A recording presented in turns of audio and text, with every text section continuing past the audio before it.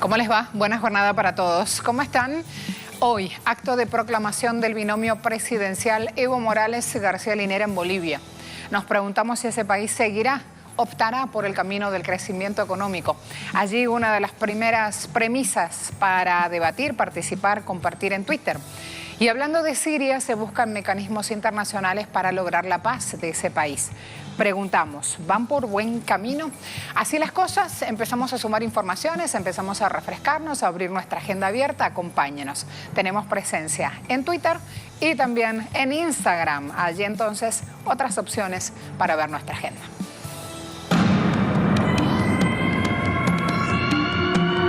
Bolivia recuerda este 2 de agosto 66 años de la reforma agraria del año 1953, que fue bautizada como Día del Indio, Día del Campesino o Día de la Reforma Agraria.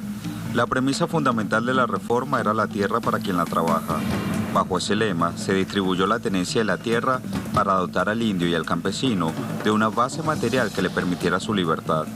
Con esta medida se democratizó la propiedad de la tierra, rompiendo con el esquema feudal imperante, a través de acciones como el voto de las mujeres y los analfabetos, la creación de la Central Obrera Boliviana y la nacionalización de las minas. Tras la llegada de Evo Morales al poder fue impulsada una nueva política agraria que, junto a otras medidas en pro del desarrollo humano, han logrado que el país se convierta en una de las economías de mayor crecimiento en la región y en el mundo. En este sentido, el jefe de Estado decidió escoger esta importante fecha para realizar el acto de proclamación de su propuesta ante las venideras elecciones generales de octubre.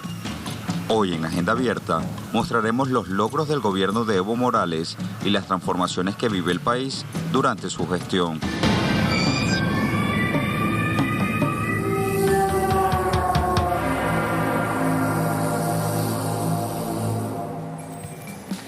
Así las cosas. Denme un segundo antes de ir a prensa digital, a prensa que está rodando justamente en este tema por toda Latinoamérica. Permítanme este ratito nada más para festejar el momento en el cual las mujeres consiguen grandes logros. Y lo estoy hablando en casa, acá en nuestro Telesur, porque hoy está debutando en nuestra agenda abierta en el puesto de directora justamente nuestra gran Emily, que es chiquitica sí, pero terrible, tremenda.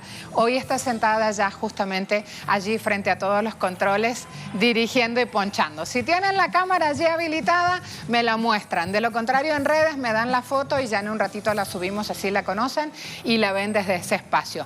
Emily se ha formado en la cantera Telesur, Emily ha hecho Bizartí, allí donde aparecen las letras, donde ha hecho Pronter, todos los pasitos para estar sentada allí. Y para que no se ponga celoso mi coordinador, también mi coordinador Poncha, también trabaja como director. Así que tenemos que decir que es un gran orgullo para esta familia ver cómo sus integrantes van creciendo en los espacios de trabajo. Eso es lo que nos queda a los trabajadores para toda la vida. No es solo currículum.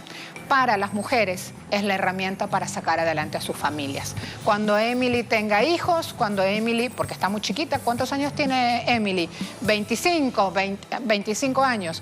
Cuando Emily forme su familia, cuando dé otros pasos, ya va a tener su carrera forjada porque lo ha comenzado aquí en pantalla de Telesur. Felicidades, mi amor, felicidades al equipo, a los directores y a los compañeros de trabajo que han contribuido justamente a que uno de sus integrantes hoy esté allí ocupando ese espacio. Crecemos todos, así es la cosa.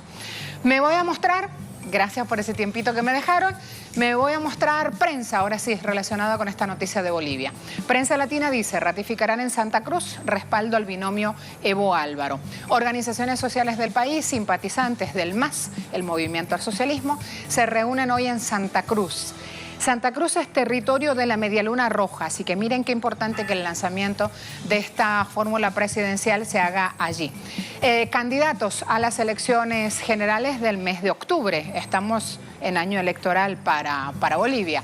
Cambódromo, así le dicen, es un parque ubicado en Santa Cruz, va a reunir a toda esta concentración. Ya desde muy temprano el pueblo boliviano estaba movilizado, justamente trasladándose a este espacio. Hay que ver cómo se dan las cosas. Cuando las imágenes empiezan a fluir y aparecer en vivo y en directo, las vamos a ir mostrando. Estamos pendientes ya. Si TV Bolivia tiene algún tipo de imagen de estas concentraciones, de estas llegadas desde distintos puntos del país a Santa Cruz, allí las mostramos en nuestra pantalla. Me voy al siguiente portal. Vamos a ver. En este caso, Agenda Patriótica del Bicentenario, base del programa de este gobierno que impulsa el presidente Morales. Les muestro. ¿Qué objetivos persiguen? Siguen trabajando en Bolivia para erradicar extrema pobreza, socializar servicios básicos, salud, deporte, educación, para la formación de un ser humano integral y que esos recursos que toma el Estado vayan para todos, que todos saquen provecho de eso. Soberanía alimentaria, ambiental, científica, tecnológica, productiva, financiera. Bolivia crece por 9º año consecutivo, está arriba del 5%. Soberanía sobre los recursos naturales es lo que ha permitido justamente este plan de trabajo en estos años del presidente Morales. ¿Por qué? Porque cuando nacionaliza los hidrocarburos es cuando Bolivia empieza a subir su factura, estoy hablando de los ingresos fiscales, y allí entonces empieza a repartir en polos tan importantes como industrialización y comercialización. ¿Cómo lo ha hecho Bolivia sin echar abajo su Pachamama? Esto hay que decirlo, hay que contar la receta y hay que expandir justamente las recetas. Allí entonces esta agenda patriótica del Bicentenario. Me voy a mostrar también otros puntos que tienen que ver con la Bolivia de hoy, con la etapa económica que atraviesa, cuando todos los otros países se debaten con un crecimiento magro. Ha hablado de esto CEPAL en la jornada de ayer. Anteayer, en verdad. Hay que decir, CEPAL da un panorama de desaceleración económica en toda la región, sin embargo Bolivia sigue ahí arriba. Cuando hablemos con Hugo Moldiz de Bolivia vamos a quedarnos en ese punto también. ¿Cómo lo han logrado? Cómo van justamente avanzando. Parte de la gestión de Evo Morales ha sido este camino, el de la reforma agraria. En Cochabamba se firmaba, se establecía un camino donde justamente Bolivia no ha parado de crecer. ¿Por qué digo esto? Porque desde Cochabamba, desde este núcleo, se ha iniciado todo este proceso donde campesinos explotados fueron declarados propietarios de sus tierras, recibieron títulos por primera vez. Antes de esta etapa, de esta reforma agraria, 95% de la tierra cultivable en Bolivia estaba en manos de los terratenientes. Así entonces se van construyendo pilares para este crecimiento en el sector agrícola. Bolivia no solo trabaja gas, Bolivia no solo trabaja energía hidroeléctrica, no solo tiene energía, no ha dejado de ocuparse de su campo. Recuerden cómo usan el sistema de producción en Bolivia, implementado ancestralmente. Las familias empiezan de a 1, de a 2, levantando tierra, el campo, sembrando. Luego son 10, luego de ellos se independizan y de nuevo esas unidades de producción familiar se van expandiendo. Así se han incorporado casi 2 millones de habitantes al mercado nacional como consumidores. Se ha creado el minifundio, que es esta parcela chiquita, productiva. Se reconoce la propiedad privada, el solar campesino que nos ha quedado delegado de nuestros pueblos ancestrales, la propiedad pequeña, la mediana, la propiedad de comunidad indígena, la propiedad agropecuaria cooperativa y la empresa agrícola. El Estado deja de reconocer el latifundio y además prohíbe negociar la tierra a través de la venta. Entre el 53 y el 93 en Bolivia se distribuyeron 57,3 millones de hectáreas de las 110 millones totales cultivables que tiene el suelo boliviano. Hay mayor movilidad en la población. ¿Y por qué, señores? Porque cuando uno empieza a sembrar, a vender, a comprar, una de las cosas que adquieren los campesinos son medios de transporte, camionetas para mover sus cosechas, tractores, herramientas que van logrando otra distribución justamente en zonas poco pobladas. Así las cosas, así es como se ha ido moviendo este circuito. En Bolivia, tras la llegada del presidente Morales, se aprobó esta ley de reconducción comunitaria de la reforma agraria y allí tienen a manera rápida los pasos que se han dado también desde el campo. Freddy Morales nos cuenta más de la jornada de hoy, así que me voy con él. Freddy, viejo compañero, 14 años en Telesur, voy contigo. Bienvenido nuevamente. Buenos días. Los movimientos sociales, sobre todo campesinos, han convocado una concentración multitudinaria en la ciudad de Santa Cruz esta tarde, cuando se cumplen 66 años de la reforma agraria. Al transcurrir el tiempo, ese proceso revolucionario, que acuñó la consigna de que la tierra es de quien la trabaja y confiscó tierras de latifundios para distribuirla a los indios, se estancó. Varios gobiernos intentaron sin éxito revitalizar el proceso. La actual administración, sin embargo, ha revelado logros importantes en el proceso de recuperar grandes extensiones de tierra en poder de privados. Las medianas empresas tenían el 68% de la tierra y hoy tienen el 14%. El dato más importante, sin embargo, es el acceso a la propiedad de la tierra por parte de las mujeres.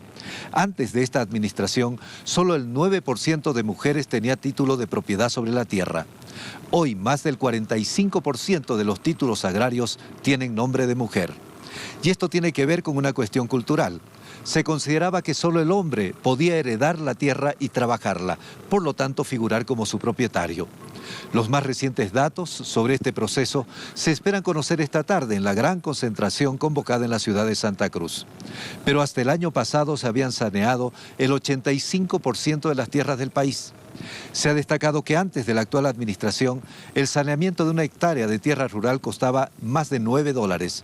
En la actual administración se lo hace por $3,50, menos de la mitad. Dos datos más para comprender la trascendencia de esta fecha. Antes de la actual administración, desde el año 1953, se titularon 9 millones de hectáreas. En la actual administración se titularon 76 millones de hectáreas. Además, antes se extendieron 25.000 títulos de propiedad agraria y en este periodo 1 millón. Uf, qué datos tremendos. Hugo Maldiz nos acompaña, analista político, colega también periodista. Hugo, ¿cómo te va? Muy buenos días, un gusto estar con ustedes. El gusto es nuestro. Hay tanto para hablar de Bolivia, pero ¿sabes qué? Quiero aprovecharte. Quiero aprovecharte hoy pidiéndote que nos cuentes los titulares que muestra la prensa, por qué se elige Santa Cruz para este acto de proclamación, cómo se ve el movimiento ya desde el lugar donde estás rumbo a esa ciudad justamente, buscando todos participar y moverse en este acto, en este día tan especial, ¿no? Sí, podríamos decir que hay una suerte de una combinación de guerra de movimientos y guerra de posiciones, desde la política, por supuesto, que va a encargarse de confirmar hoy en la ciudad de Santa Cruz, considerada hasta hace unos años el epicentro de la oposición al proceso de cambio y al presidente Evo Morales. Como va la tendencia del voto, pero además de eso, como va la configuración política dentro de la propia Bolivia, hoy en Santa Cruz se nota un cambio bastante profundo. Hay que esperar todavía para ver si son 180 grados, es decir, me refiero si el MAS y el presidente Evo Morales se colocan como la primera fuerza política de ese departamento, hasta hace poco impensable. Hoy prácticamente están disputándose con los demócratas, con Óscar Ortiz, que es el candidato de Bolivia, dice, ¿no?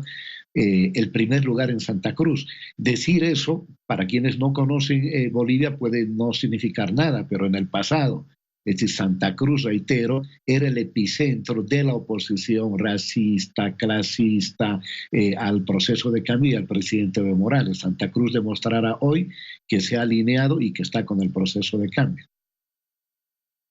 Es así porque en Santa Cruz está el poder financiero. Hay que decir que la mayoría de la población de Santa Cruz no es originaria de Bolivia, que han llegado con capitales, que se han movido de otra manera y que han logrado los grandes negocios. De hecho, estaban acostumbrados a eso. Entonces me pregunto si realmente en el terreno de los hechos, si a la hora de conseguir el voto, Bolivia se va a ir, va a cambiar tendencia, digamos. Y cuando hablo de Bolivia y de Santa Cruz, no solo me quedo demográficamente en Santa Cruz, sino en la media luna roja en general, Hugo. Sí, a ver, Pando, el MAS se ha convertido ya en la primera fuerza política, Beni es la primera fuerza política, son dos departamentos pequeños que no inciden mucho en el voto nacional, pero desde el punto de vista simbólico, donde antes la derecha tenía prácticamente la hegemonía en Pando y en Beni, eso ha cambiado, es el MAS la primera fuerza política. Tarija es la agenda pendiente, todavía la derecha tiene supremacía en ese departamento, es otro departamento pequeño que no incide mucho en el voto nacional, pero hay que tomarlo en cuenta. Y ahora está Santa Cruz, que no solamente es un poder financiero, es un poder económico. Santa Cruz es el motor de la economía boliviana, pero hay que decir que Santa Cruz se ha ido forjando, no solo por una gran presencia financiera, empresarial vinculada al capital extranjero, sino por una migración de quechuas y aymaras que han ido cambiando la composición social de ese departamento y a la larga también cambiando su naturaleza política. Esto empieza antes, evidentemente, del proceso de cambio, pero se va consolidando con el proceso de cambio. Así que hay migración aymara, quechua, gente que va desde Potosí, desde La Paz, desde Cochabamba, y que ciertamente han ido modificando los genes políticos en un departamento que estaba caracterizado por estar muy aislado del resto del país en términos de verlo, digamos, desde un punto, aunque no lo racionalizaran de esa manera, la mayoría, verlo desde una visión bastante racializada, ¿no? Así que Santa Cruz, poder económico, y ese poder económico hoy no solamente está alineándose políticamente al proceso de cambio, sino que yo diría que hay un sector del empresariado, y esto es importante anotarlo, un sector del empresariado boliviano que antes no hubiera apoyado por ninguna razón Evo Morales, que hoy ve en el proceso de cambio una señal de estabilidad. ¿Es una identificación política? Por supuesto que no la es, en eso no hay que engañarse, pero el empresario finalmente lo que quiere es estabilidad, quiere seguir ganando plata, y la oposición, más allá de su retórica, no le da esa garantía, así que hay un sector del empresariado que prefiere la continuidad de Evo Morales en el gobierno. Hugo, quiero leer en voz alta un tuit del 31 de julio, un tuit colgado por el presidente Evo Morales. Quiero leer esto para luego hacerte una pregunta o para luego compartir algo, y lo vamos a hacer desde un sentido muy, muy humano, ¿no? Del sentido de padres. Sí. Evo dice: muy contento porque mi hijo Álvaro aprobó el examen final de Ingeniería Civil con un puntaje de 90 sobre 100. Muchas felicidades, querido hijo, por este logro alcanzado, con esfuerzo y disciplina. Sigue adelante para ser un buen profesional al servicio de nuestra sociedad. Sube en Twitter la foto de su hijo Álvaro aprobando este examen final.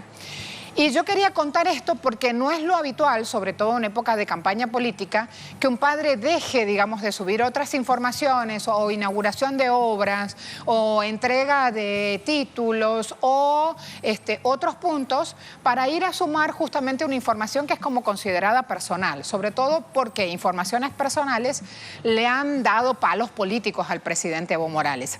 Yo cuando leí esto pensé, esto pasa cuando uno tiene un país con un 5% de crecimiento, cuando nadie se ocupa del dólar, porque si sube o baja, el dólar tiene hace 10 años la misma cotización en Bolivia. La preocupación del día a día, ¿cuál es en Bolivia? Seguir buscando estabilidad, paz, crecimiento, seguir ocupándose de que los hijos puedan estudiar y conseguir los logros que no hemos conseguido los papás y que sabemos que apuntan a su bienestar. O sea, crecimiento, así es como se dan los hechos en un país que funciona y porque la gestión económica o el modelo económico da resultados. ¿Estoy equivocada con esto, Hugo, o lo siento aquí desde el lado latinoamericano en general porque vivimos con los otros avatares de golpes económicos? No, no está equivocada, y no es una casualidad que en la primera gran encuesta nacional que se hizo hace poco, hace un par de semanas, los jóvenes, los llamados millennials, estén optando mayoritariamente por respaldar a Evo Morales. Es un amplio sector de la juventud que entiende que más allá de la retórica de la oposición, que ha tratado de hablarle de la de una dictadura que no existe o de una democracia que antes no existía, de una democracia idealizada donde la gente solo votaba pero no elegía. Estos jóvenes no se han tragado la píldora y la estabilidad económica, el saber que el futuro no está en lo inmediato, sino que hay futuro, que hay esperanza, porque antes el futuro era el presente, ¿sí? A eso me refiero. No, que aquí hay un presente y hay un futuro, ha permitido dar señales muy claras de que la estabilidad económica y la estabilidad política son la garantía no solo del crecimiento del país en términos generales y abstractos, sino del crecimiento de cada uno de nosotros. Hay un proceso de profesionalización muy grande. Quizá en otros países puede eso no ser una noticia, pero hay que ponerse en la Bolivia que tuvimos hasta antes del año 2006. Era una Bolivia en el siglo XX, pero anclada básicamente en el siglo XIX. Entonces, cuando la gente sabe que hay cosas que se han resuelto ya del siglo XX y que se está encarando un siglo XXI viviendo en el siglo XXI, porque antes estábamos en el siglo XXI, pero no vivíamos las cosas del siglo XXI, la gente siente que hay presente, hay futuro, hay esperanza, y la gente vota también pragmáticamente, vota por seguir manteniendo su calidad de vida, profundizando su calidad de vida, que lleva a otro tipo de problemas, que yo no creo que no sería largo hablar sobre este tema, que tiene que ver con los procesos populares en América Latina. Tuve la oportunidad de hablar eso en el encuentro del Foro de San Pablo, porque a veces se genera indirectamente lo que no se quiere. ¿Y qué es lo que no se quiere? Que la gente piense desde un punto de vista individualista y desde una lógica capitalista que le termina entrando también en lo más profundo de su ser. Pero bueno, esas son las contradicciones propias de los procesos de cambio, de los procesos revolucionarios, donde se resuelven unas cosas, pero al mismo tiempo se generan otro tipo de contradicciones. Bueno, pero qué bueno que sea el crecimiento lo que va generando justamente esas contradicciones. Yo quise ir a mostrar ese tuit porque además implica el primer presidente indígena de un país. Un hombre que ha trabajado desde niño, un hombre que ha levantado cosecha, un hombre que ha hecho trabajo físico muy, muy pesado y que hoy a las 4 de la mañana está en el Palacio del Quemado justamente para iniciar actividad laboral, que son las que corresponden a su silla presidencial. Con esto también la mayoría de la población en Bolivia, que es población descendiente de pueblos ancestrales, encuentra su momento trabajando hoy justamente para que sus hijos sean universitarios y donde la educación se ha convertido ya en un derecho humano con un logro conseguido. Quiero ir ahora a otro punto que nosotros aquí no lo hemos mostrado justamente para que vaya decantando en el análisis y para que vaya apareciendo la preferencia que tiene hoy en los votos el presidente Evo Morales. Hablamos de un 11%, para algunos les parecerá muy poca diferencia. Bueno, pero Evo, con todos los años que tiene de gestión presidencial, tiene una diferencia del 11% en las encuestas de preferencias de voto. Pero yo le digo, son años que también, 10 años de trabajo presidencial, se supone, diría cualquier encuestólogo, que viene arrastrando desgaste de gestión y sin embargo tiene una diferencia considerable del 11% en estas encuestas que miden preferencia del voto. ¿Qué podemos decir sobre esto, Hugo? A ver, hay un proceso de ascenso permanente del presidente Evo. Podríamos decir que a finales del año pasado, y yo diría hasta el primer trimestre de este año, podríamos ver una escena de casi un virtual empate entre Evo Morales y Carlos Mesa. Partamos de ahí, ¿sí? La campaña que se ha hecho contra Evo tan fuerte que ciertamente logró posicionar una tendencia al voto en la magnitud de la que le estoy diciendo. Desde marzo para acá, la oposición empieza a caer, Carlos Mesa empieza a caer, Evo Morales empieza a subir, y en estas encuestas, que ojo, hay que tener cuidado, se las hace en ciudades capital más el alto, en ciudades intermedias y en sectores rurales, pero no de los más alejados, nos dan una diferencia ya de 11 o 12 puntos. Yo me atrevo a pensar, y no más que a pensar, asegurar que la diferencia por lo menos son de unos 2 o 3 puntos más. Entonces estamos hablando de 14 o 15 puntos que ya Evo Morales tendría por encima de su inmediato competidor Carlos Mesa, que lejos de generar una tendencia a acercarse, más bien la tendencia es a la que baja, a que baje. El que está subiendo es otro candidato de extrema derecha, precisamente del departamento de Santa Cruz, Óscar Ortiz, que de un 3% subió a 7, subió a 9, y hoy otras encuestas que se van a conocer este fin de semana ya lo ubican entre un 10 y el 11%. Es decir, un Óscar Ortiz acercándose a Carlos Mesa y un Evo Morales alejándose de ambos. Esa es la tendencia, y yo creo que, salvo que ocurra algo muy extraordinario, habrá que estar pendientes para observar las tenebrosas manos de la CIA y de Estados Unidos en los próximos meses. Salvo que ocurra algo que no se pueda impedir, Evo Morales es ya, pienso yo, el presidente reelecto por 4ª vez consecutiva en Bolivia. Hugo, muchas gracias. Estamos muy pendientes ya de esas primeras imágenes en vivo del acto de concentración a este binomio presidencial. Gracias por este tiempo, por atendernos temprano, Marcelo. Aunque en Bolivia todo comienza mucho más temprano que en el resto de nuestros pueblos latinoamericanos. Muchas gracias. ¿Seguirá Bolivia el camino del crecimiento económico? Es lo que preguntamos en Twitter. A ver qué respondieron ustedes. Vamos con eso.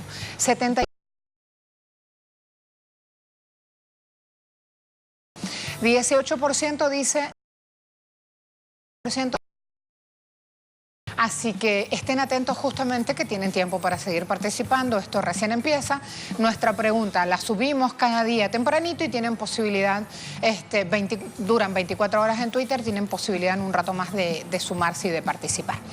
Vamos a ver, tenemos acá un momento, conferencia matutina, López Obrador. Esto pasó hace algunos minutos en Ciudad de México. Habitualmente el presidente de México da distintos pronunciamientos frente a compañeros trabajadores de la prensa. Vamos a ver si podemos rodar este video donde López Obrador hoy da una postura muy clara. No se puede permitir que haya impunidad para nadie, ni ciudadanos ni autoridades. Ahí va. Sería un infierno el país con la aplicación de lo que fue la llamada política económica neoliberal. ¿Cómo se resistió? Por los valores culturales, morales, espirituales, por la cohesión de las familias. Entonces, tenemos que atender las causas, fortalecer valores y orientar. Esto es muy importante porque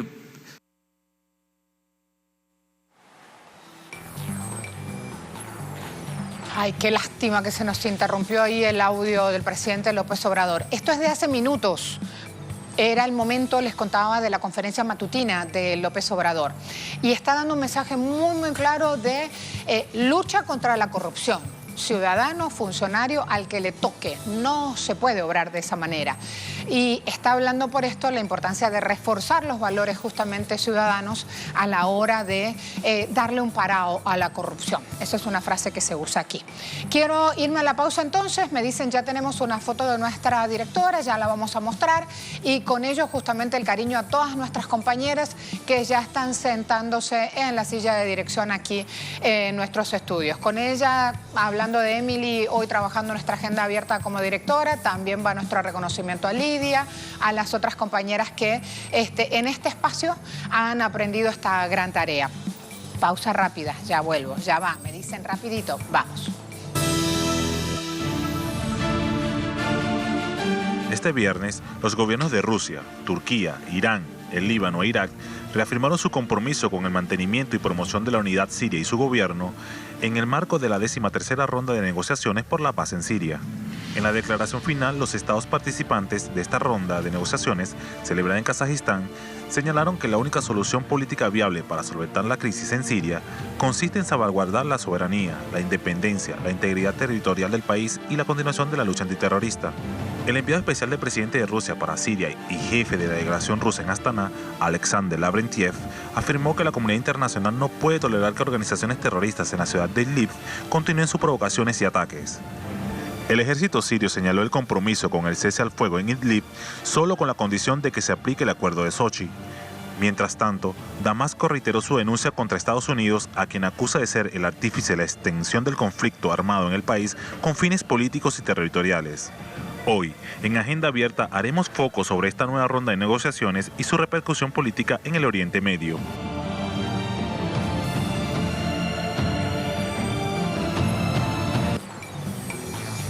Que no se me ponga celoso Miche, que también le está haciendo el reemplazo a un camarógrafo que es Rondón y también está ponchando con nosotros, está como camarógrafo en el programa. Y así vamos, señores, Les digo, no puedo todo.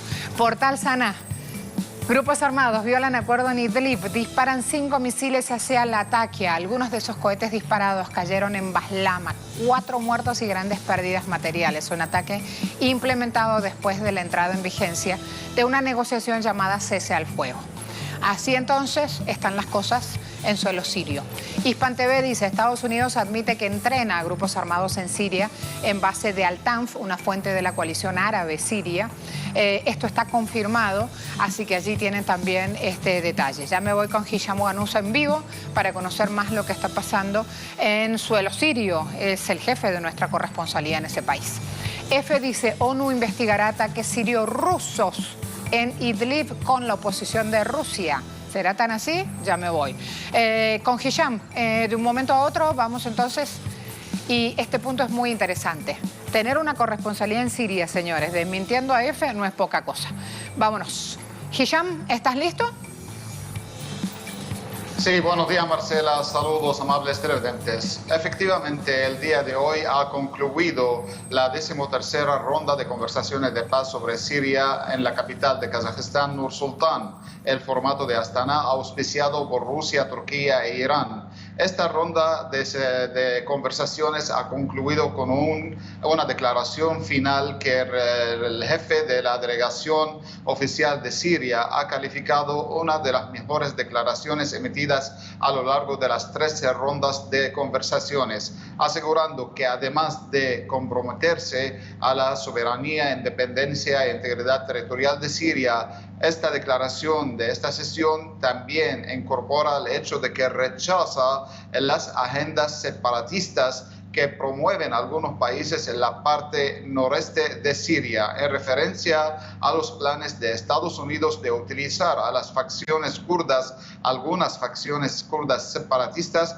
para crear un estado cuasi en el noreste de Siria. También en la declaración final se subrayó la necesidad de cumplir el acuerdo de Sochi sobre la zona desmilitarizada en la provincia de Idlib, último bastión terrorista en el país. Y en este marco, la delegación siria exigió realmente que Turquía, uno de los países garantes de estas conversaciones y del acuerdo de Sochi, cumpla sus compromisos en el marco de esta zona desmilitarizada y presione a los grupos armados para retirarse a unos 20 kilómetros de la zona desmilitarizada y también a retirar sus armas pesadas y ligeras. Esta también ha sido una de las condiciones para continuar con el alto el fuego declarado por Damasco de forma inmediata en la noche de este viernes y fue aplicado por las autoridades sirias, pero como han mencionado fue violado pocas horas por parte de los terroristas del Frente al-Nusra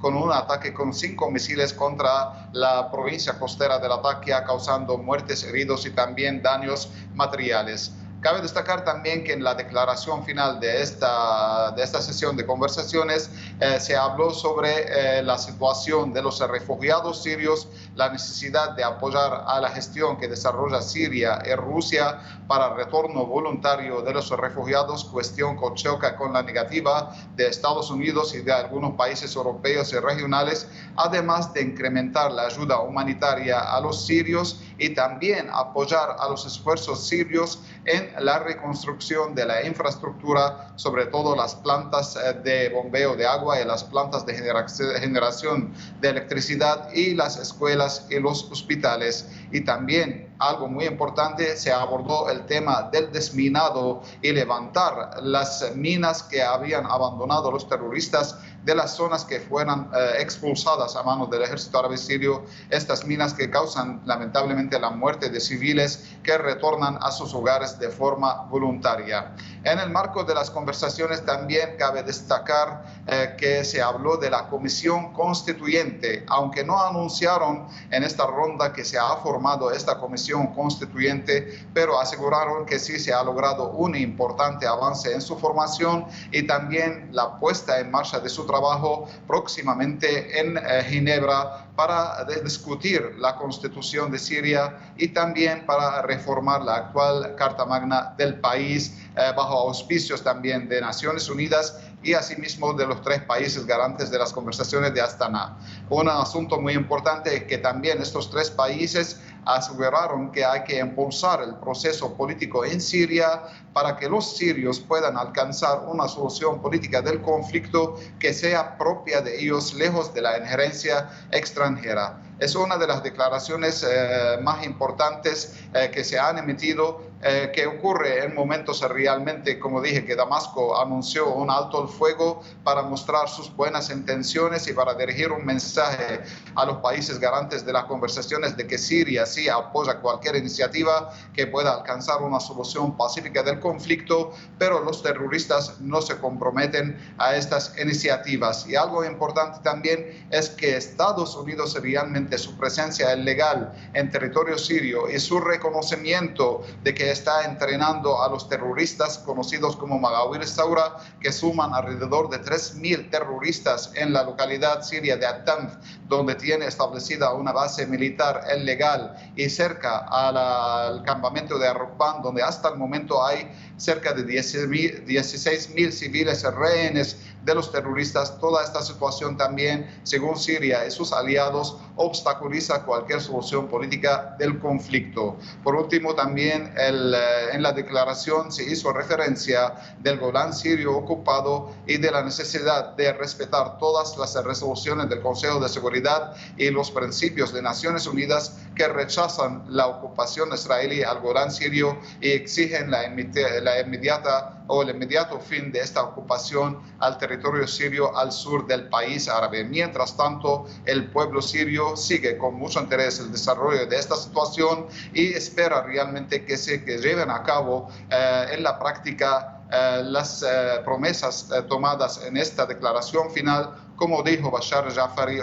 jefe de la delegación oficial siria en las negociaciones, asegurando que estas palabras bonitas que se dieron en la declaración final tienen que encontrar su camino sobre el terreno para poder superar la crisis. Adelante, Marcelo.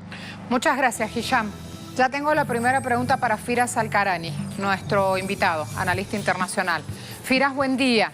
Me pregunto, ¿por qué habrá tanta gente extranjera diciendo que trabaja por la paz en Siria y no los dejan trabajar a los propios sirios en eso?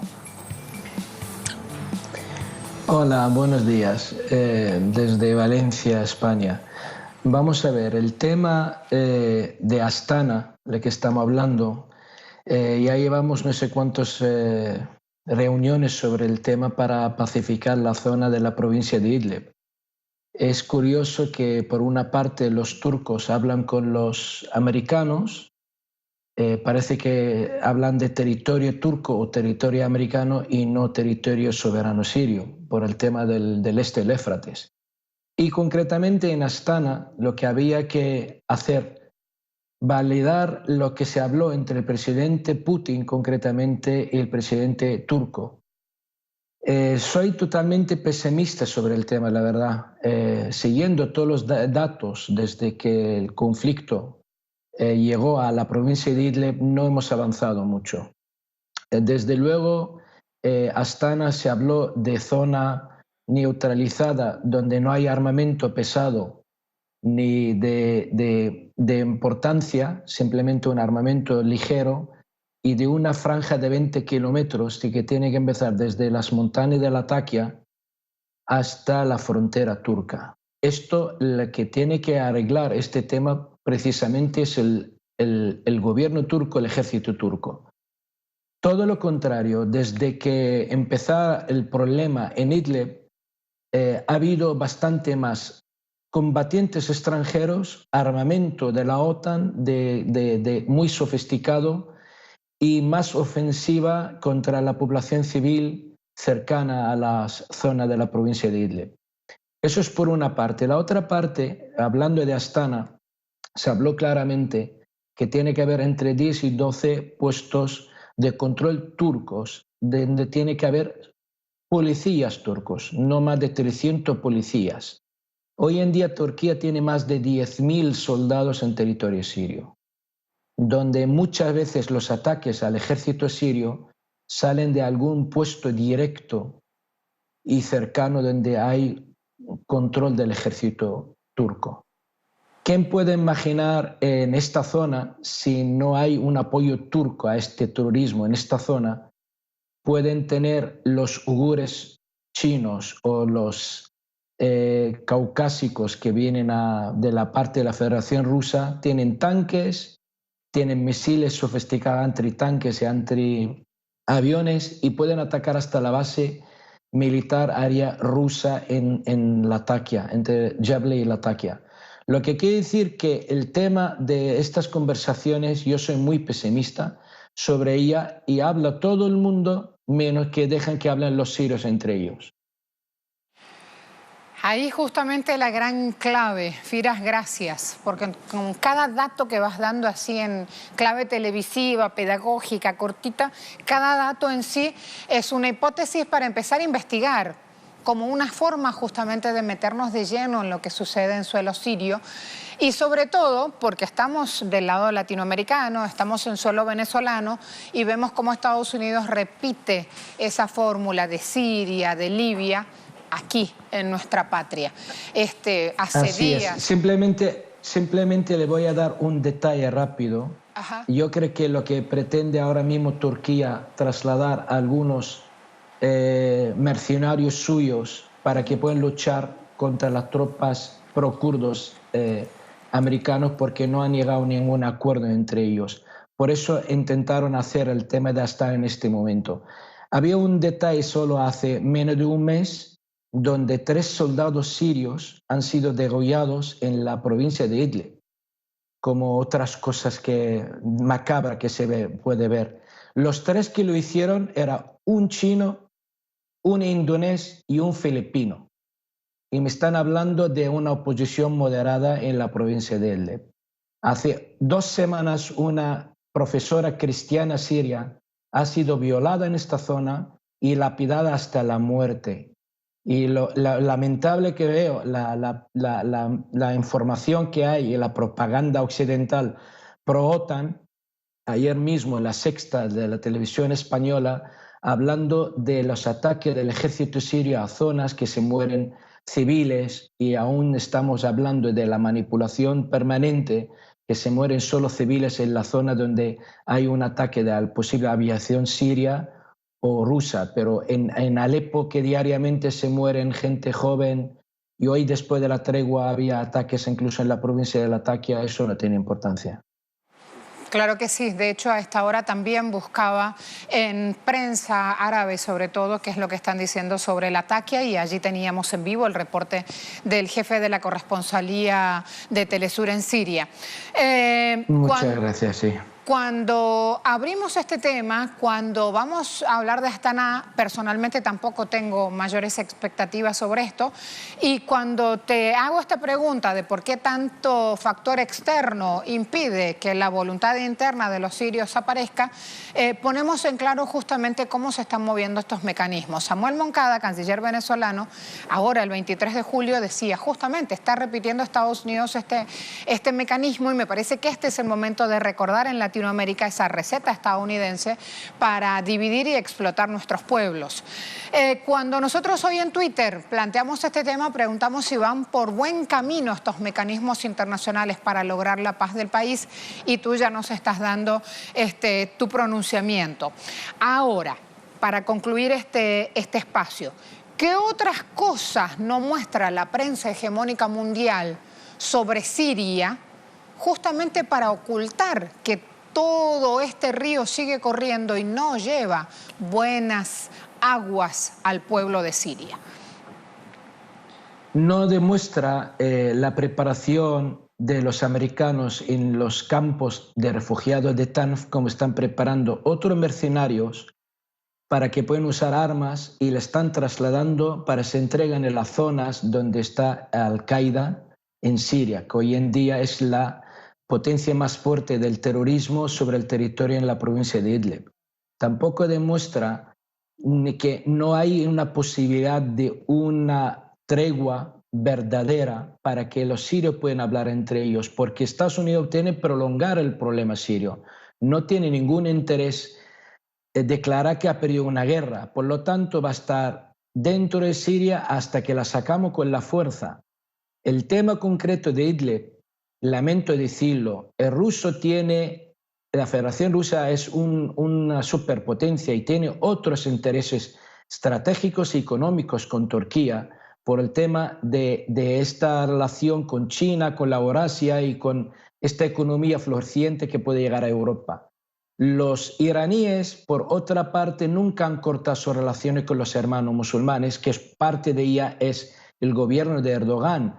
Quiere llevar bien, que como si fuera la otra contrincante de esta clara idea del islamismo político en el mundo árabe. Por lo tanto, y las relaciones económicas que hay entre ellos, nunca va a intentar enfrentarse a Turquía. Pero el pueblo sirio, que está sufriendo todos los días, y se mueren gente joven, y se mueren soldados en el frente de Idlib o Latakia, ya estamos cansados. Y estoy convencido que no habrá un diálogo verdadero, ni se puede hablar de constitución, ni que se va a formar la parte de hacer una constitución nueva si no liberamos Idlib del terrorismo. Es un territorio sirio, no podemos hablar de paz, de constitución, de leyes, mientras tenemos unos chinos uigures ahí, tenemos chechenos, tenemos de todo tipo de escoria del mundo entero sobre territorios sirios, que se calcula entre 50 y 80 mil que hay en esta provincia. Y esto no lo van a demostrar nunca. ¿Qué interés tiene España de demostrar quién está detrás de todo eso?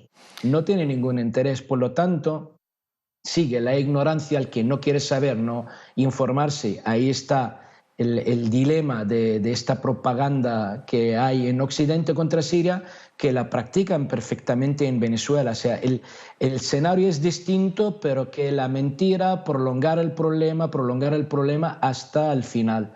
Y ya veremos. Yo estoy convencido que soy pesimista total. Lo único el que puede manejar la situación es el ejército árabe sirio. Y yo digo el ejército árabe sirio, que puedo decir el ejército sirio, y nada más. Y luego ya veremos, porque los rusos tienen que ver el balance de esta relación estratégica con Turquía, de venderle los misiles e intentar sacarles, alejarles un poquito de la OTAN. Le vende mucho y le da más a nivel estratégico, más beneficio que dejar al pueblo sirio sufriendo hasta el infinito y más allá. La verdad, yo soy muy pesimista, pero solo me fío de mi presidente, de mi gobierno y de mi ejército. Firas, un abrazo, muchas gracias. Vamos a ver qué respondieron ustedes en Twitter. ¿Van por buen camino estos mecanismos internacionales que buscan la paz de Siria? 43% sí. 29%, no, 28%, no sé. Allí tienen las respuestas, con esto cerramos el tema. Me está esperando Cristian Salas para ver temas de Ecuador. De inmediato, vénganse los buenos, como siempre les digo. Corte Nacional de Ecuador abre un espacio, establece una fecha para el enjuiciamiento penal contra el expresidente Rafael Correa. Cuando quieras, adelante. Saludos, gracias por el contacto. Así es, la Corte Nacional de Justicia el día de ayer fijó fecha y hora para la audiencia de juzgamiento de 22 funcionarios públicos, entre ellos el expresidente Rafael Correa, a quien se lo acusa por supuesto cohecho. Según ha dicho la jueza, el procedimiento legal no implica que el acusado se encuentre presente y por ello se llevará a cabo también esta audiencia que está fijada para el 7 de agosto a las 9 de la mañana.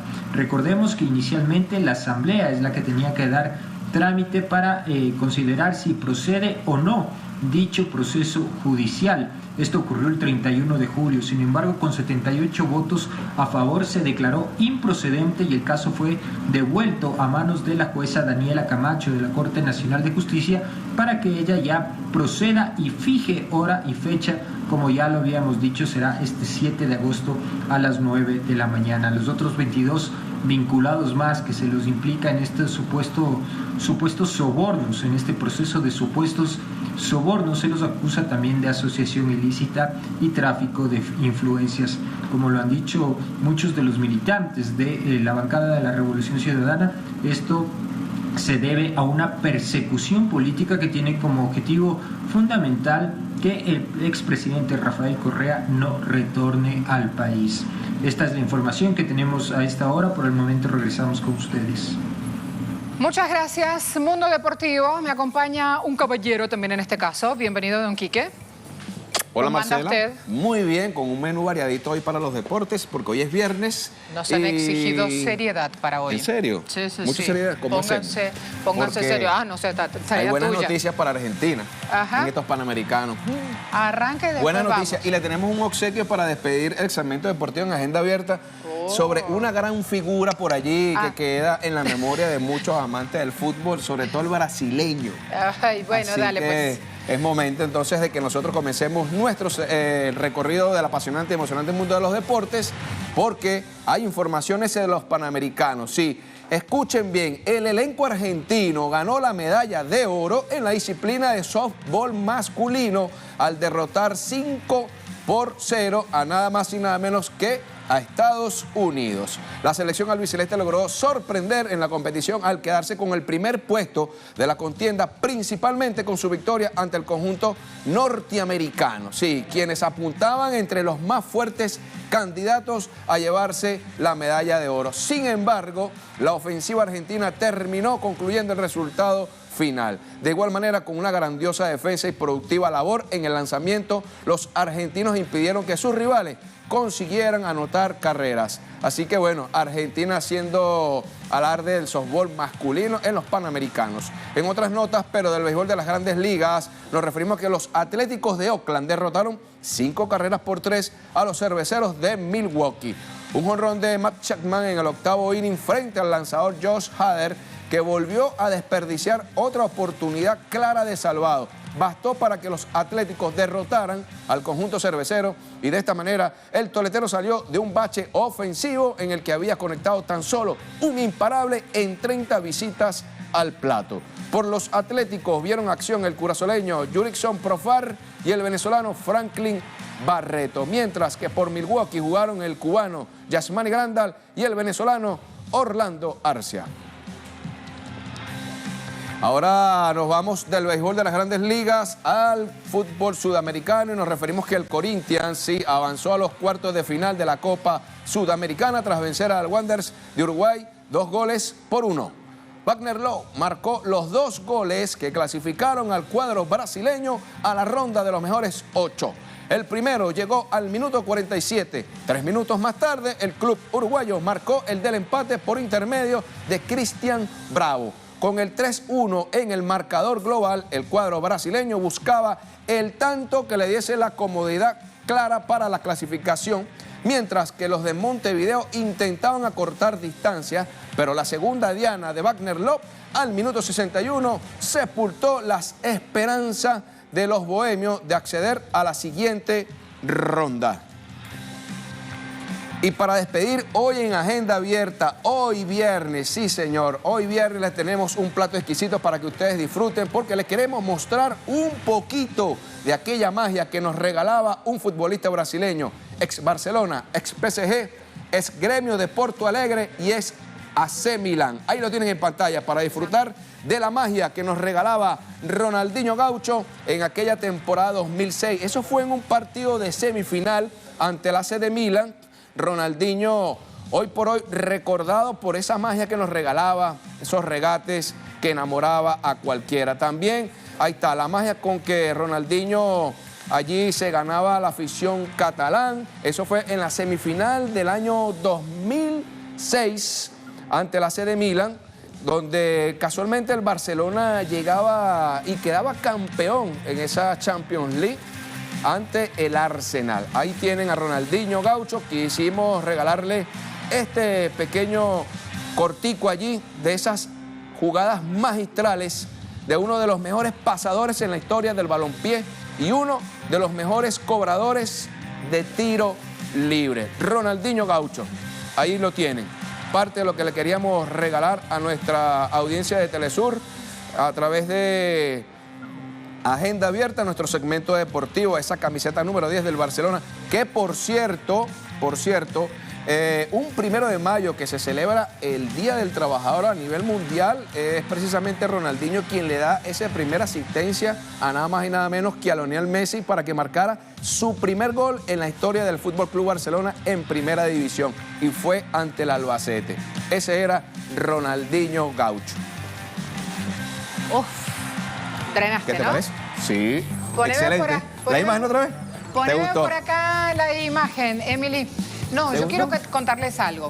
Hoy nuestros hijos están... Ay, pero no, la imagen tuya no, la imagen de Ronaldinho, ya voy con esa. El video. La imagen de Ronaldinho, a ver. No, sí, vale, están pasados. La imagen de Ronaldinho, porque así andábamos hoy las madres, cargando, ¿Cómo? Así, regateando. cargando a nuestros hijos, porque hoy se fueron a la piscina todos, dentro del plan vacacional que tienen acá en Telesurín, y había que traerlos muy temprano para que aprovechen todo el día, vuelven a la tarde, y así andábamos, ¿va? Sí, el desayuno, no sé qué, fíjate, el protector solar, la ropa con la etiqueta, ¿ves? Y al final marcaron el gol. Se montaron los muchachos en el autobús y se gracias fueron. a Dios. Ya están en otro plan y en otro camino. Así, ahora sí. No es uno de los mejores regateadores del mundo, Ronaldinho Ahora Gaucho. sí. A ver, Emily. No, vale, te tenías que sacar la foto con cara de sacrificada, mi Emily. La directora hoy. Ahí está. Ahí está, ahí la tiene. Parte de lo que ustedes, esos son los héroes anónimos que ustedes no ven, pero que están ahí en el día a día haciendo el ¿Qué trabajo. le pasó en la rodilla a Emily, nuestra directora? 2 fotos. Regateando como Ronaldinho. 2 momentos. Emily Camacho, ¿sí? Junto a la productora, a Jaycee, y junto a Henry del otro lado, nuestro director, así digamos, pantalla oficial, Henry Pérez, que ha hecho toda la capacitación, junto a todos los compañeros, hay que decirlo, y ha propiciado este momento de debut de directora de Emily. Pero ¿saben qué? No es la única. ¿No notas algo ahí en esa imagen? No, cuéntame. Muy jovencito. Sí, claro. Muy joven. Sí, claro. La fuerza de la juventud. No es la única. Sí. Yo quiero decirles, porque quiero, con esto abro el paraguas, quiero decirles que no solo tengo presente a Emily, porque aquí, y me lo recuerdan mis compañeros, ya están trabajando como directoras, aprendiendo en el mismo circuito de capacitación, Tommy, Tomasa, Lidia, Joana y Mayré. Todas son ya, Tomasa, Lidia, Joana, Mayré, son mamás. Así que ellas ya sostienen sus casas, y en Telesur, porque decimos lo bueno y lo malo, y en Telesur cobran por igual tarea, misma cantidad de horas, cobran igual hombres y mujeres, que esto no pasa en la realidad laboral del mundo. Por eso yo siempre les digo lo bueno y digo lo malo, que hay cosas que tenemos que mejorar, muchas, pero aquí hay espacio y empoderamiento para las mujeres. Esto es algo muy importante, por eso. Bueno, con Emily, tanta igualdad, no me olvido del resto de las compañeras. Tanta igualdad que quienes comandan ahí en la sala de operaciones. Adivina. Las mujeres. Adivina. Las mujeres. Gracias, mi amor. Hasta mañana. Sí, Igual. gracias a Feliz todos. fin de semana.